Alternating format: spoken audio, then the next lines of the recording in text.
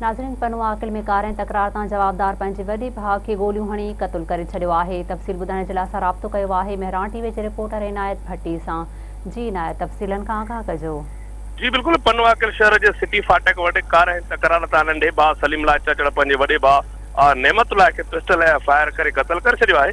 वाक़े वारे हंधि पुलिस पहुची जवाबदार सलीम खे गिरफ़्तार करे वरितो आहे। ऐं जॾहिं मां ॿुधाईंदो मारिजी वियल नेमतुल्लाह जेको लाश आहे उहो पोस्टमार्टम लाइ तालका अस्पताल पनुआ आकिल पहुचायो वियो आहे। अस्पताल में मारिजी वियल जे वारसनि ॿुधायो त कुझु महीना अॻु सलीम चाचड़ पंहिंजी भाॼाई नेमतुल्लाह जी घरवारीअ खे ॻोठ जे हिकु नौजवान पुलिस एहलकार सां कार जो इल्ज़ाम ॾिनो हो, जंहिं ते आख़िर औरत जे मुड़ुस नेमतुल्लाह पंहिंजी घरवारी खे कार ॾियण खां इनकार कयो हो, जंहिंजो फ़ैसिलो बि चाचड़ बिरादरी जे सरदार पप्पू ख़ान चाचड़ वटि थियो हो। ते औरत मथां कार साबित न थी ऐं मुड़ुस पंहिंजी घरवारी खे ॻाढ़ो करार करायो।